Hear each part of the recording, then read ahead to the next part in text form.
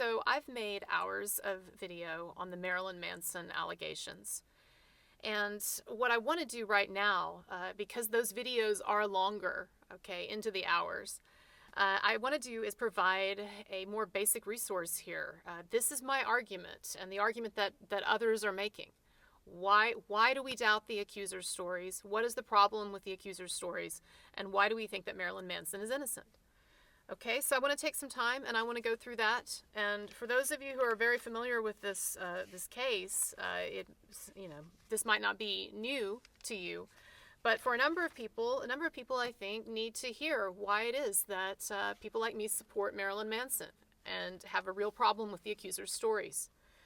So let's just get this right out of the way, right out of the starting gate, okay? I understand that there are multiple accusers, but in this new media age, as I've talked about in my other videos, is that in this new media age, when there are so many incentives in terms of media coverage and all kinds of other things that we'll talk about in a moment, when there's so many incentives to jump on a bandwagon, I don't think anymore that we can take the number of accusations at face value, okay? So what I want to do is I want to go through the accusations of the most prominent accusers, Evan Rachel Wood, Esme Bianco, primarily, okay, because they are the two most well-known and they are the two most vocal, and they've said the most, all right, and they've even testified before a California congressional committee, and Evan Rachel Wood, of course, in the actual Congress, National Congress, all right, in Washington. So I want to look at Evan Rachel Wood specifically. I want to look at Esme Bianco, and then also I want to say some things about some of the other accusers and make some points in general, all right? So let's start with Evan Rachel Wood. Why do I doubt her story about Manson? And if you don't know what I'm talking about, what her story is, she claims that she was sexually and physically and emotionally abused for a number of years while she was dating him, all right? Many years ago, she says this happened. So what's my issue with her story? Okay, well, I want to go through several things. First of all, her stance on Manson seems to have completely changed over the years. And I know that in and of itself is not conclusive, but look, we do need to start taking a tally of these things because they are going to start adding up, all right? And so while one thing in and of itself, one point that I make might not be conclusive, while two might not even be conclusive, while three might not even be conclusive, they are going to start to add up. And there is a kind of a critical mass with this that I think builds up to at least the point where we have to say that there is something wrong here with these allegations, that they are suspicious, and that we can't automatically cancel Marilyn Manson or believe these allegations. So back to Evan Rachel Wood, her stance has completely changed. So if you look at interviews that she did up until even several years ago, up until as recently as 2014, 2016, she's speaking positively of Marilyn Manson in videos, in interviews, okay, up until 2016. And of course, when they were dating at the time, obviously speaking very positively of him. And so my point is that this is a recent, pretty dramatic evolution in her thought. That doesn't mean that, again, that the things that she's saying now are not true. But I'm just wanting to understand there is a dramatic shift that seems to have occurred, okay? And then also, so what are some issues that I have with her story? Well, she claimed in her California testimony, when she went before a California Senate committee and talked about the issue of domestic violence and the Phoenix Act, this domestic violence act that she was trying to get passed, she claimed that she did not know that Marilyn Manson had a drug problem. She said that he had hidden a terrible drug problem from her. Well, I mean, I don't have to spend much time on this at all. You can just look this up yourself. But he's always been very open about his love of drugs. It's not only in the music, but in multiple interviews that he's done.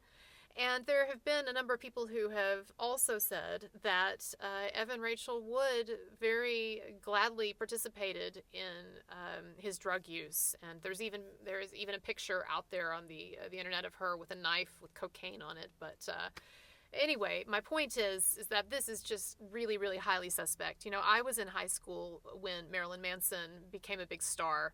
About the same age as Evan Rachel Wood, and I mean, and I and everybody else, we all knew that he was all about the drugs. Okay, I don't like the drugs, but the drugs like me, right?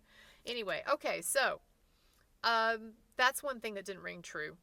And she really, if you look at her testimony before that California committee, she really depicts herself in a kind of a very like innocent, naive, unknowing relationship to Manson. That Manson was this, and you can go look at it yourself. That Manson was this really sophisticated older man, and yes, he was older, but the sophisticated older man who sort of swooped in and wowed her and sort of, just blew her brain. And so she was basically just, she says in the testimony that she immediately succumbed to his charms. Okay, well, that's interesting because if you look at other interviews that Evan Rachel Wood has done, she talks at length about how she was actually extremely sophisticated for someone her age, and particularly a teenager, because she says that from a very young age, from the age of 5, her very artsy theatrical parents had her auditioning for roles. That she was an actress, a working actress in the entertainment industry from the age of 5. And that her parents were very open-minded, and when she was a teenager, she did a show called Once and Again, where she had a lesbian love interest and so it was a storyline that she was a teenager and had a lesbian love interest. And then she did the movie 13. She was a little bit older, but she was still a teenager. But she did the movie 13 when she was a teenager, and the movie had all kinds of different highly sexualized themes, and she even talked in interviews about how it was extremely edgy and so forth. My point is just to say that the way that she depicts herself now and her relationship to Manson when they met, okay, it is different, the way that she depicts it now, to what seems to be the reality, okay? I'm not saying that a 38-year-old man and a 19-year-old are perfectly matched, but I'm just saying that she was not, I don't think, your average 19-year-old. And in fact, one of the things, if you look at the interviews, an interview that was done with Marilyn Manson at one point after they'd started dating, he talked about how when they first met at the Chateau Marmont, that she really got his interest by bringing up the fact that she really liked the director's commentary for the film Showgirls. You remember DVDs, how they used to have the director's commentary? And I know that it can be kind of a joke, right? But at any rate, it does kind of tell you something. That's kind of, as a woman, if that's like your opening salvo, to interest a guy, and you talk about liking the director's commentary of Showgirls. I just think it's interesting. And that is coming from someone who actually has seen the director's commentary on Showgirls. No, it is interesting. And one day I want to do a film. I want to do a YouTube video on Showgirls, because I actually have a very strange affection for that film. And I think in a weird way, it's actually kind of brilliant. Okay, but don't think I'm crazy. I really am coming from somewhere with that. But anyway, that's for another thing. So the point that I'm trying to make here, I think you get it. Okay. All right, moving on. Evan Rachel Wood, she claimed in multiple interviews that Manson was a great boyfriend. And so I tell you about this attitudinal shift that she's had, recently. But if you look at interviews with her, particularly at the time that they were dating, and even some after, it's very, very positive. And she says things such as, people would be surprised at how healthy our relationship is. She said that Manson was really the first person that she had dated who allowed her to be herself, as she felt free to be who she really was with him. That he didn't try to control her. That this idea of him being a controlling boyfriend or something, I think, something along those lines. She says it's not like that. It's the opposite. Now, could she have been lying? Could she have been trapped in an abusive relationship and she's just saying these things because he wants her to say them? Absolutely. And I get it. Some of you say that in the comments. I get it. But look, again, it is a contradiction. And a contradiction is not meaningless, okay? It may not be ultimately meaningful, but it's not automatically meaningless. And so I want you to notice as we're adding these things up, okay? It starts to mean something. She says, Evan Rachel Wood has recently complained about Manson's interest in the Nazis and collecting Nazi memorabilia, and she says that he made anti-Semitic jokes. Okay, maybe all of those things are true. Actually, would not be shocking for me to believe, since Manson and his entire image are based around this sort of edginess. Okay, but I don't think it means anything deep. Okay. And as we've talked about, the Nazi stuff, you know, there are pictures now that have come out of Evan Rachel Wood, you know, with a Nazi knife, with this Nazi, this particular symbol, right? This old German knife, and different things like that. Like, and there, we've talked about before as well, that there is in certain extreme types of rock music, and I don't know, people got onto me for using the term goth the other day. I don't know the different classifications, but I do know that there is a certain affection for a Nazi aesthetic, and these sort of extreme, like even like with BDSM, like the sort of the fascist leather look or whatever. I mean, these things, I don't think that anyone seriously believes that Marilyn Manson sides with the Nazis or hates Jewish people or whatever. Okay, I just don't believe that. Maybe, and if you do, okay, but Evan Rachel Wood seemed to be a willing participant in that stuff. So Evan Rachel Wood claims that she was kept from her family, that in the typical style of an abuser, Manson kept her from her family, except that there are all of these pictures now, and you can see them. There's I want to point you to an especially good page for a lot of this evidence that I'm going to be going over, and that is the Instagram page, Stand By Your Manson, okay? Most of what I'm going to talk about here, not all, a lot of this is stuff they have on their page. But she claims she was kept from her family, but it turns out that there are all these pictures of Manson and her with her family during the time they were dating, and there's these interviews that she has done where she and Manson talk about how much affection there is between him and her family, and how he and her dad really bonded and all this. And again, you can say, well, they're just saying that. Okay. But how many times are you going to say that to me before this starts to make a dent in your mind, is what I'm asking. Okay. All right. So Evan Rachel Wood claims that, she claims that she has all of this evidence. She says that she went several years ago when it finally dawned on her that she had been abused, many years after the fact. And she went to some authority, and I can't remember offhand, she said she went to the cops or a lawyer, or did she kind of keep it a little bit vague, like she likes to keep things? I don't know. I don't remember. But she said that she had all of this evidence, that she had like just mounds of tapes and photos and everything documenting her abuse by Marilyn Manson.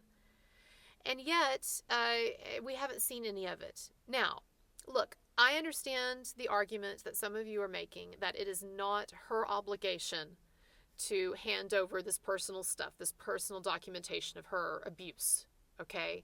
I get that argument. But at the same time, if she's truly concerned about the women that Marilyn Manson might be victimizing now or in the future, wouldn't it be great if she could come forward with a little bit of her actual documentation, her actual photographs or videos, so that people would know she's telling the truth, and people would know what Marilyn Manson has done, and they would steer clear of him and stuff, right? So I don't get this sort of half in, half out thing where it's like, oh, I've got all this evidence and I've shown it to the police or somebody or a lawyer or whatever, but I can't show it to anyone else. But just know I've got a lot. Okay. You can't show us any? Like not even like one thing? No? That's fine then, but just don't expect that we have to believe it. That's the thing. No, you don't have to show me anything. Okay, Evan Rachel Wood, you don't have to show me anything. But if you're going to make these claims, and if you're going to make the kinds of serious claims that ruin someone's fucking life, then yeah, maybe like a photograph would be nice. And not a photograph like Esme Bianco, where you can't even see whose head it is because the head is cut off, and where she claims that it's whipping marks when actually it's very clear by the indentations that she was just tied, that it was just someone who was tied up. Okay, I don't need evidence like that, but real evidence, okay? All right. So yeah, so we haven't seen any of this. And by the way, no one can. The police have said we cannot confirm if we're doing an investigation or not, or if so that nobody has confirmed. No one in law enforcement has confirmed what she said, nor can they or will they be able to. All right, just so we're clear on that.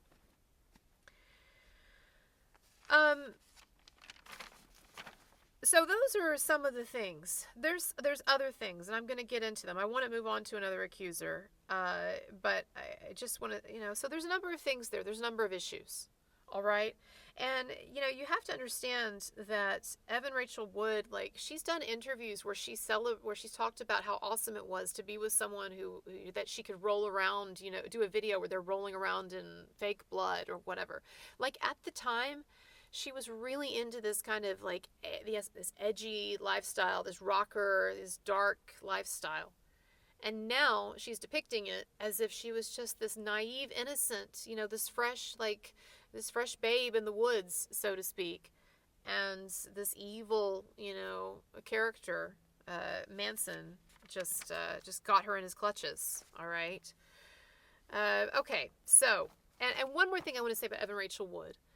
In one of my videos, I floated the idea that she seems to have some characteristics of possible borderline personality disorder.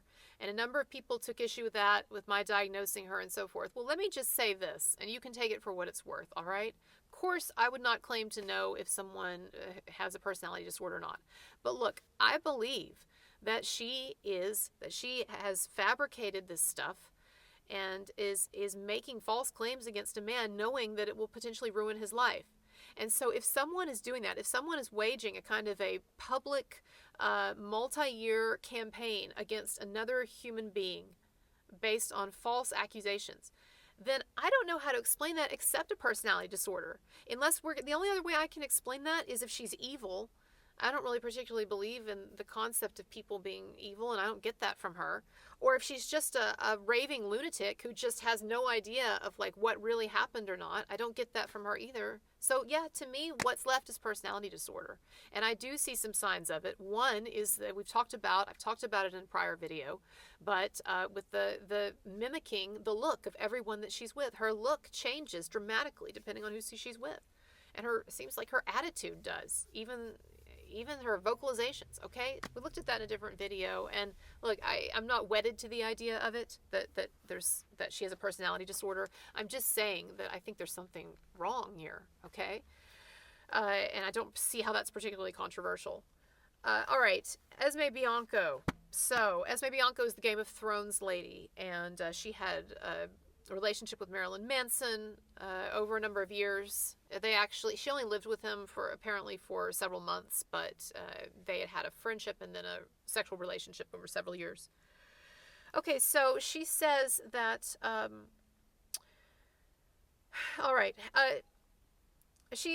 there's a number, okay, so her claim is that Manson groomed her as a friend over a number of years. I really hate the way that term is being used. I don't think that grooming applies to women in their mid-20s. But anyway, that Manson groomed her over a number of years of friendship. And then she says that he told her that he wanted to film a video for one of his songs, okay? And the title of the song is "I Want to Kill You Like They Do in the Movies," or something like that. Kill you like in the movies. All right. And so he told her, and this is coming from her. This is what she said in an interview.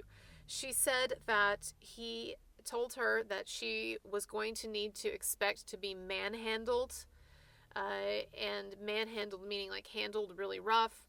And that that the plot line of this video that they were going to shoot was that she was going to be his kidnap victim.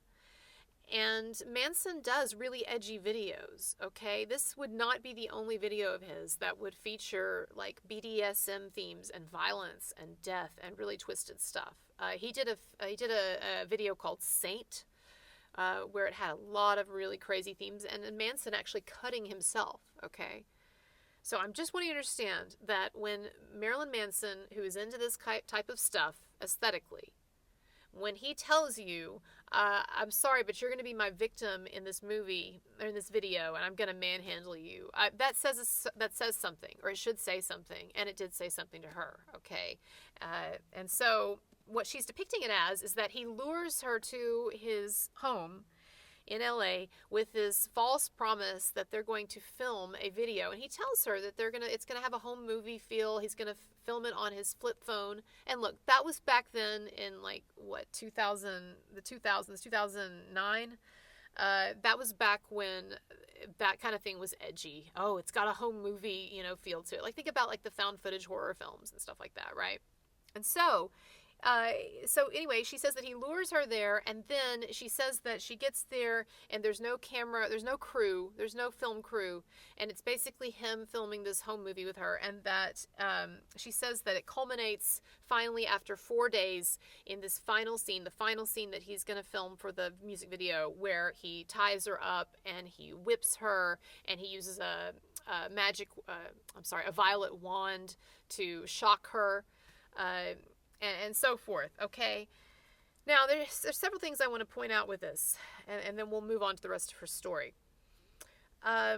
She says that over these 4 days that she is with him and he's shooting this movie, she says that he starves her, that she is sleep deprived, and so forth. But when you actually look into what she's actually saying, what she's saying is that he supplied her, they did a lot of cocaine. And so basically they stayed up for 4 days. They did a lot of cocaine. She didn't eat very much, okay? She didn't sleep very much because she was doing a lot of cocaine, all right? And so, you have to understand that the way that she is slanting these things in her interviews and also in the lawsuit that just came out, it's designed to make you think that this guy has this woman like locked up, and he's like refusing to give her food, and he's putting drugs in her drink, and she doesn't know it. No, what this is she gets there and he's like, hey, we're gonna do this movie, let's do a bunch of coke, let's have some fun. And he likes coke, he's doing coke too. It's not just he's just feeding it to her to incapacitate her. I mean, coke doesn't even incapacitate you. So if you wanted to incapacitate somebody, giving them cocaine not be my first choice. I don't think Bill Cosby would approve. Yes, please get a sense of humor. All right. And so anyway, so he's giving her cocaine and whatever, and he's taking cocaine, and they're staying up late and whatever. But here's the thing, they don't have sex. And I mentioned this in my other video on this topic when I really broke down the interviews that she did. But they don't have sex. And so we're meant to believe that this movie was just, that he was telling her they were going to film this music video, was just a fake, and it was just a way to lure her there so he could enact these sadistic fantasies with her. Except, I feel like most of the time in that scenario, wouldn't it involve sex? I guess, you could be an asexual sadist. That is, I guess, possible. I don't know that I've actually read about that. I mean, anyway, but the point is, it's just strange to me that, what it sounds like to me is that, no, he was actually just shooting the video the way that he told her he would. And you have to understand that Esme Bianco, she has a history of doing BDSM and fetish shows. I mean, you can look online. There are all these pictures of her like doing all of this stuff, and I'm not judging it. I'm just saying that, again, she's trying after the fact, if you look at some of her testimony, to depict herself as being this like poor, naive woman who, again, just stumbled into this thing, when really she was a very sophisticated, very old, worldly mid-20-something, who was also, by the way, married. And again, I'm not judging someone having an affair. I'm just saying, she had this, she was not as vulnerable as she makes us believe, okay? She had a husband, she had like a home base, she had a whole like life, okay? It's not as, but anyway, so here's the point, okay? So she says that, that he does all this rough stuff, this last day of filming, and then she admits in multiple interviews that she never objected to it. In other words, he's got her tied up and he's whipping her, and she would have us believe, shocking her. This violent wand thing, I talked about it in a different video. Just understand that when Evan Rachel Wood and Esme Bianco talk about electrocution, I know it sounds extreme. They're not talking about what you would think of, okay, if you think of electrocution. They're talking about a sex device. It's called a violet wand. It's not, from what I've seen demonstrated online, it's not exactly pleasant. No, it's like a static something. But point being that, I do believe that it was part of this BDSM practice that he was in with some of these women, or in this case, I think it was all stuff that she was understood to have consented to. I mean, she even admits that he warned her ahead of time. And I bet that she's only telling us part of it, right? She's just telling, when she says that he warned her that he was going to have to manhandle her, I really wonder if that was the extent of what he warned her about. And I also wonder, I don't think we can trust what she's saying here and the way she describes their weekend. But anyway, so she says she never tells him to stop. And why did she never tell him to stop? She never told him to stop because she said that she wanted to maintain those professional connections. Well, as I say in another video on this topic, okay, if that's the bargain that you make with yourself, then that's the bargain you make with yourself. But that's not on the other person, okay? If she didn't like what he was doing to her, but she was keeping her mouth shut because she wanted him to think that she liked it, because she wanted to maintain those professional connections that he could give her, then that is on her. That is the bargain she has made with herself. She has said to herself, okay, I will put up with this pain or humiliation or discomfort or whatever this is that I'm feeling, because in the long run, it is worth it to me. And if you think about it, if you think about like pornography, and you think about what some of these women in some of this extreme stuff on the internet, what they're going through, the discomfort and the considerable pain involved in some of that, but it's legal, and they have made a deal with themselves that in whatever they're dealing with in the short term or in the long term, but whatever, that's going to be worth it in the long term. It's going to be worth it for the money or whatever, okay? And so people are allowed to do that. People are allowed to make decisions that put them in some discomfort. And so that is not on him. It would be one thing, okay, if it were presented to him like Esme was like, oh, this is awful and I'm in pain or I'm humiliated or I hate this, but she doesn't even say she ever said that. Okay, so I guess he was supposed to be a mind reader, or I guess, what? I don't know, because he warned her. All right. So she says that she was defrauded. She says that Marilyn Manson defrauded her. Okay. I don't know what that means, because she admits multiple times in interviews and in her recent lawsuit, she admits that he got her a visa, that he gave her a place to stay, his mansion. It's really tough living. He got her a visa, helped her get a visa, gave her a place to stay, and he got her some connections. Might have, it's not explicitly said, but it's kind of suggested from what I've read here in an interview that she did, that he helped to get her the connections for the Game of Thrones role. But maybe that's not right. I don't know. I don't know that for sure, so I don't want to say that. But she acknowledges in the court testimony, in the deposition, the lawsuit, she acknowledges that he attempted to help her with some work, got her some connections or whatever.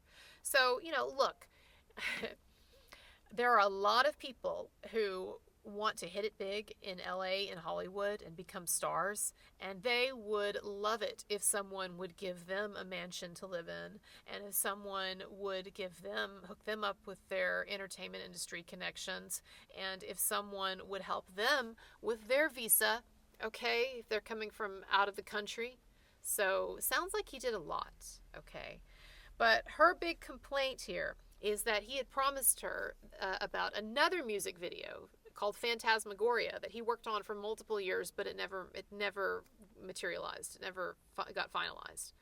And she says that she was supposed to be in this, and that it didn't happen. And again, this is presented in the lawsuit as being some kind of diabolical plan of his. No, look, it's in multiple. You can look at multiple interviews with Marilyn Manson, and you can see.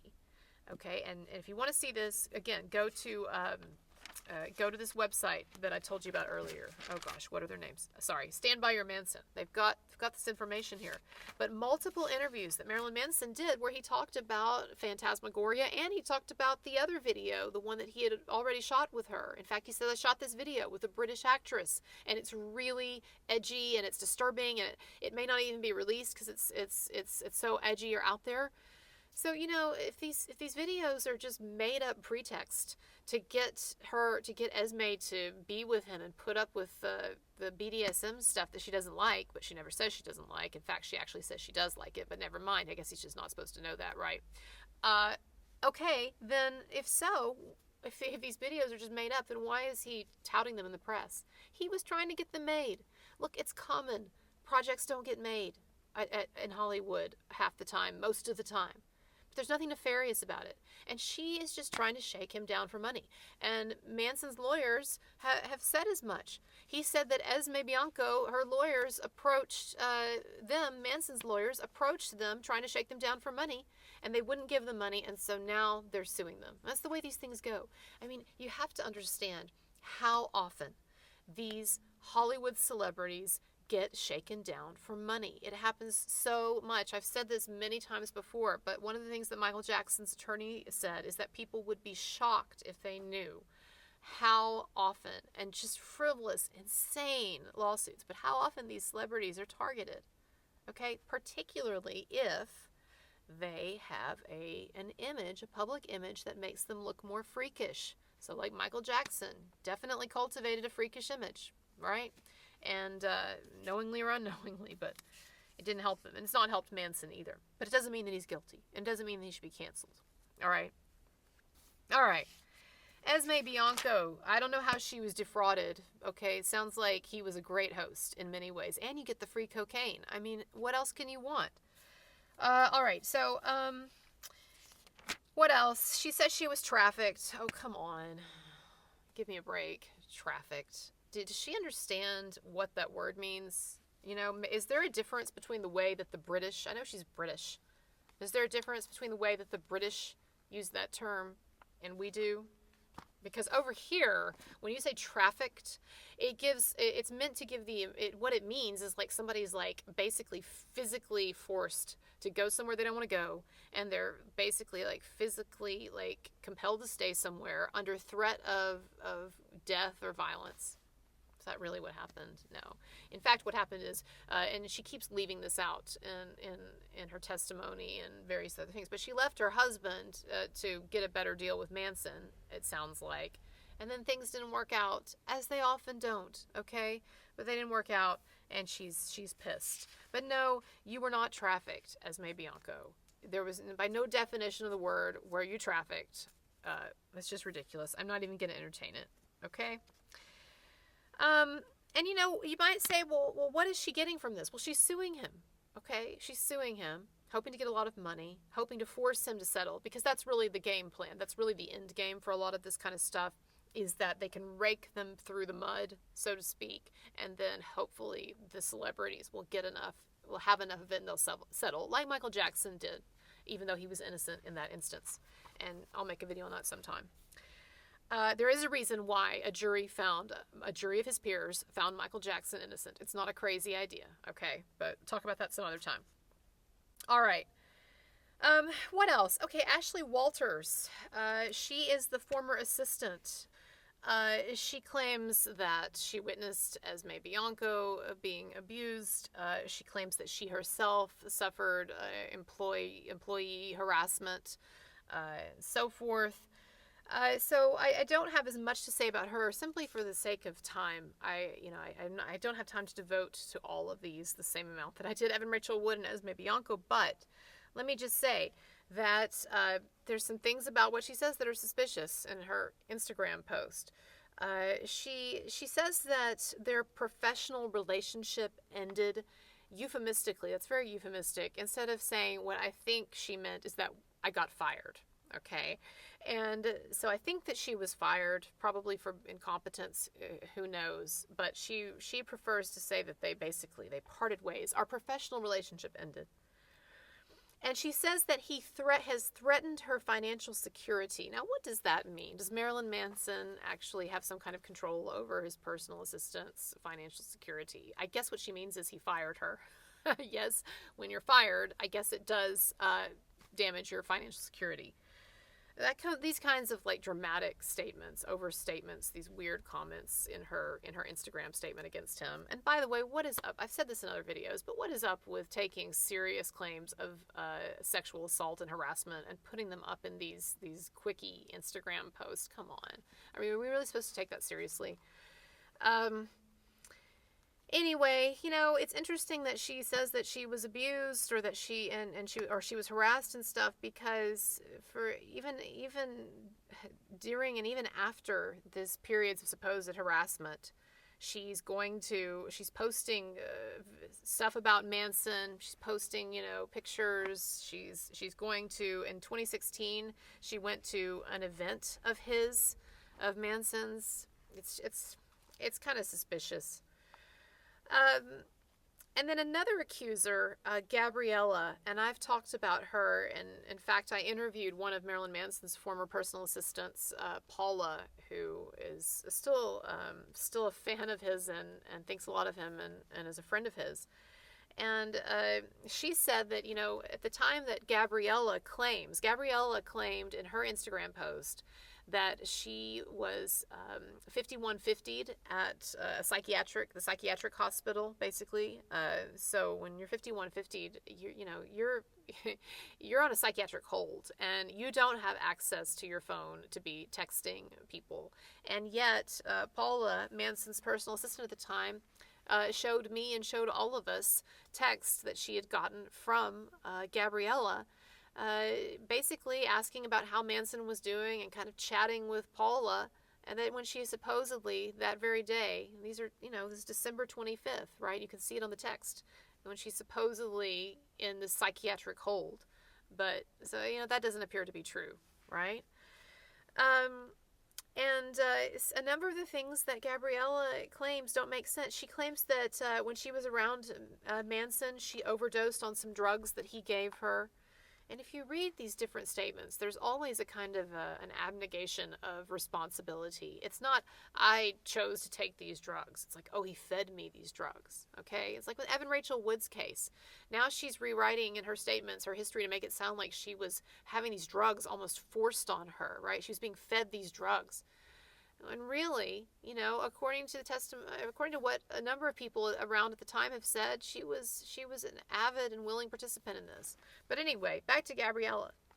She claims that she overdosed on drugs Manson gave her, but that when the paramedics arrived, he wouldn't let the paramedics take her. And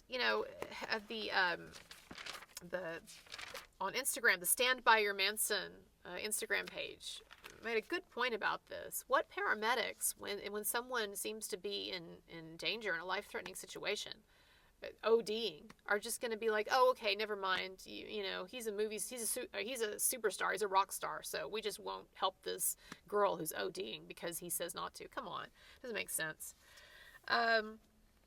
And, there's statements that Gabriella makes in her Instagram statement that just ring very strange to me. She claims that, she dated Manson for a pretty brief amount of time. Paula, Manson's assistant, said that it was even a more brief amount of time than what Gabriella indicated. But even Gabriella says that after only a couple of weeks, she says that I had fallen deeply for an illusion of safety and love. She says that she fell for an illusion of safety that Marilyn Manson presented. What illusion of safety does Manson present? Who thinks Marilyn Manson and then safety? I don't understand that. That just seems very, and I've talked about this in other videos, it seems very silly. All right? And she claims that it was only a couple of weeks in their relationship, 2 or 3 weeks in their relationship, when he's supposedly like tying her up and raping her and doing all this stuff that she doesn't want. Although, again, she never says that she tells him no. You'll notice how in almost all of the statements that these women make, they never say anything about telling him no. Evan Rachel Wood once in one of her testimonies, she says once that she told him no to a sexual encounter and he raped her. So, concede that once. But in general, there's a complete just refusal of responsibility here to even voice what you're thinking. But the point is, Gabriella claims that only several weeks in their relationship, he's tying her up and raping her and doing all this unpleasant stuff. And yet, at the same time, she says that she had fallen deeply for an illusion of safety and love. what illusion of safety can you have when you're dating Marilyn Manson and only a few weeks in the relationship he's doing all this kinky and rapey stuff to you? I don't understand. So, you know, that's problematic. We've got text from Gabriella that directly contradicts a main point of her testimony in her Instagram post. If you can you even call an Instagram post testimony, but whatever. And by the way, a number of these Instagram posts that these accusers originally put up, they've been taken down now. And why do you think they've been taken down? The accusers have taken them down because they realize that, hey, maybe it's not a good idea to be putting bullshit out on the internet attached to my name. You know, it's all fun and games when you first do something like this, I would imagine, because at first there's the thrill of all the publicity that you're going to get and whatever these women are in it for. And I think they're in it for different things. A number of them have non-existent to failing careers, that this is basically the most interesting thing that they will do from here on out. I mean, I shouldn't be laughing at it because it's tragic, so I'll give you that. I shouldn't be laughing at it. But this is, I mean, if you look at Esme Bianco's, her social media, for instance, you will see that she is promoting this sexual assault stuff, and she's promoting her Manson victim status as if she's promoting a film credit on her IMDb page. Okay, so, and the same for the others. You've got someone like Chloe Black, okay, another of the accusers, Chloe Black, and several days before the Manson accusers come out, she is releasing a new song. She's a musician, and she's releasing a new song, and that song just happens to be about her experience being sexually assaulted or harassed by Manson. And then, of course, just in case we don't miss that, she comes out sometime later and says, oh, I had no idea that the song that was inspired by Manson, my experience with Manson, would come out at the same time as these allegations. No idea. Just happened to happen. You know, that's one of those things that's a tell. It's like a tell, you know, when you're playing poker and there's a tell, you can tell what's really going on with somebody or with the kind of hand they've really gotten. It's a tell when someone tells you, hey, I'm really not doing this honest. What they're usually saying to you unconsciously is, hey, you know, I really am doing this, okay? All right, so when she says, it's just a coincidence, I didn't know these accusations were all going to come out. That's, you know, come on. All right. She synchronized it, okay, so that it would come out at the same time, give her maximum media coverage. And, you know, it worked well for Phoebe Bridgers, too. She came out with that ridiculous, dumb, nothing story about Manson cracking a joke about a rape room when she was a teenager. And she was at his house, which I won't go into it. I talk about it in a different video. I don't even think really happened. But she says that he cracked some joke about a rape room at his house. And, of course, she got a bunch of coverage for that. Phoebe Bridgers did. And then several weeks later was on Saturday Night Live, a week or two, maybe, on Saturday Night Live, smashing the guitar up and everything. All right. So, what else? You know, I'm not going to go through any. Well, let me just say one more thing. Another of the accusers, Sarah McNeely.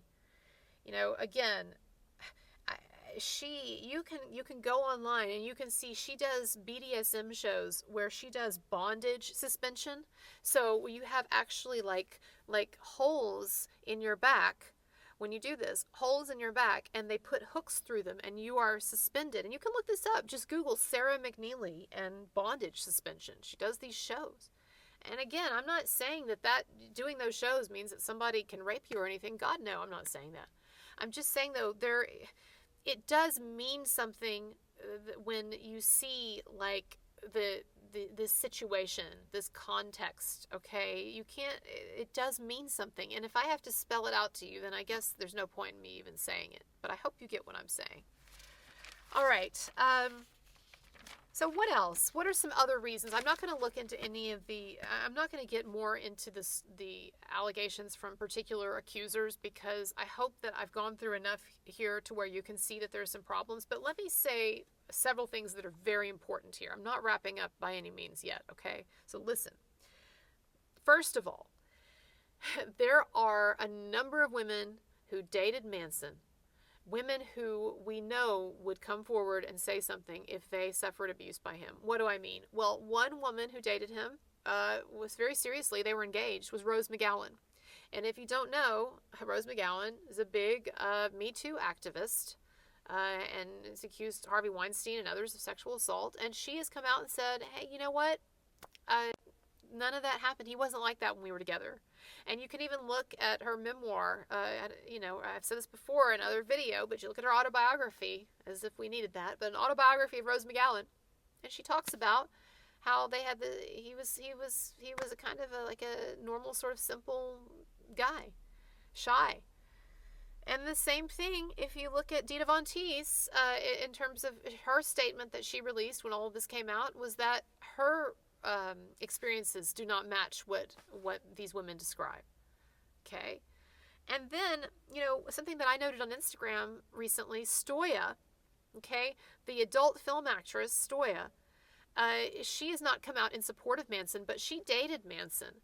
And I really believe, and they're friends, and on the record as being friends. And I really believe that she would say something if he had been abusive, because she came out several years ago and accused the adult star James Dean, her ex-boyfriend, of sexually assaulting her. And it was a pretty big story, and these other women came out, and I don't know the truth of that or whatever. I'm just whether he did that or not, but I'm just saying that I do think that Stoya would say something. She dated Manson, and she's a feminist activist, and she's accused somebody else that she's dated. So, we look at that. To me, it's kind of suspicious. And then, look, if you look at these women who've accused Manson, they all came out at the same time. It was definitely coordinated, okay? And within the same 2-week period. And we know it was coordinated as well because there was a woman, I've talked to her before, and I'll link to her video in the comments in the description, okay? But Greta Aurora, someone who had just a brief romantic fling with Manson when she was young, when she was 19, I believe. And she was contacted twice by a friend, and we think the girlfriend of Evan Rachel Wood. I know that's not conclusive, but at least a very close friend of Evan Rachel Wood named Mcgowan, who was a big feminist activist, okay? This Greta Aurora woman who spent a weekend with Manson when she was a 19-year-old, she was contacted twice by Mcgowan and basically asking if she would be interested in getting on board with this group of women who were going to take on Manson, who were going to come out and accuse him of stuff. And she didn't want any part of it, Greta Aurora, because she had a great experience with him and didn't think he was like that. And look at the interview that I did with her where she talks about how she did not pick up any of these classic signals that you pick up when you are with an abuser. So anyway, check that out. My point being that we know that there was this coordinated effort to recruit women to come out with stories against Manson. And if you look at I've said this before, but if you look at their Instagram statements, if you look at the statements that they've made, they all sound like they were ghost written by the same person. They use the same vocabulary. They actually follow the same sequence. If you look at the way that their statements are organized, I mean, it's like plagiarism, basically. Okay, if I were a teacher assessing plagiarism, it would be ding, ding, ding, ding, ding. Okay, alarm bells going off. And, one of them even admitted, one of the accusers, Ashley Lindsay Morgan, even admitted in an exchange that was posted on the Instagram by someone who got into this exchange with her, even admitted that they had written their statements together. Okay? And so, my point being that this is a coordinated thing. And look, the accusers are all either close friends or they have connections with each other. This is not a case of disparate, random, or different accusers from different, who don't know each other, different backgrounds or different occasions coming forward. This is, as people have pointed out online, this is a very select group of accusers from the same period of time, the same group, and they are all friends or associates or linked in different ways, So Esme and Ashley, both Ashley Walters, Ashley Lindsay Morgan, Chloe Black, Lainey Chantel, Tori, Gabriella, okay? They're linked in different ways. And so you have to understand, this is these are, and I've talked about this in my other videos, but these Me Too cases, more and more, they will take on the form of a coordinated rollout of people who have been recruited and are coming forward for various reasons, either to raise their activism profile, or for media attention or money or notoriety, or to advance their careers. And I don't think that this is a shocker to anybody, okay? And you have someone, as I've said in previous videos, you have someone like Marilyn Manson who, because of the public image that he has cultivated, that he is an easier target. He's an attractive target, no doubt about it. Now, something that people say sometimes, what about the book? You know, there's that autobiography that Marilyn Manson wrote, and he admits to doing all these different bad things. Well, yeah, except that we know that that autobiography, there's a lot of bullshit in it. In fact, maybe a lot of it is bullshit. And we know that, first of all, it was ghost written by a guy who, if you look at his other work, he makes up a lot of stuff. Secondly, there are incidents that are described in that book that just actually, like, could not have happened, that are just plainly, like, supernatural or ridiculous, okay? And then thirdly, there are multiple events described in that book that have been disproven by people who were there, who said, nah, it's just bullshit. So I don't know how much of that book is fictional, but a good amount of it is, and we just can't take that at face value. Now,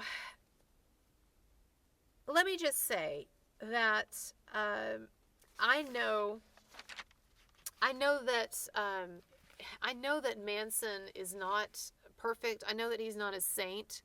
He may in fact be in a number of ways disturbed. Okay, I don't know. And did the women who date him, do they always have an easy emotional time of it? Is he the nicest boyfriend? Is he always the most laid back? It's entirely possible not. But here's my point, is that there are many, and I hope that you see this now, there are many significant inconsistencies and problems with these allegations. And not only can we not accept them at face value, but as I've said before in my other videos, we need to give the benefit of the doubt to the accused. And certainly we don't need to cancel someone on the basis of unproven allegations, especially allegations that I think are being made, it's very likely are being made for the wrong reasons. And so, you know, I don't know if I've changed your minds here, and I know for a number of you who support Manson, this has basically just been a review of stuff that you already know. But I wanted to put this out there because I am tired of people asking me online, well, what's your real argument? You're just kind of speculating, aren't you? And so I wanted to put the argument out here. Here it is, and it's up to you if you find it compelling or not. All right, I will have more videos out on this subject, and I have more to say on this and other things. So please subscribe. This video will not be monetized, so if you support it, any donation on PayPal or Patreon or whatever will be great. All right, thank you. Bye-bye.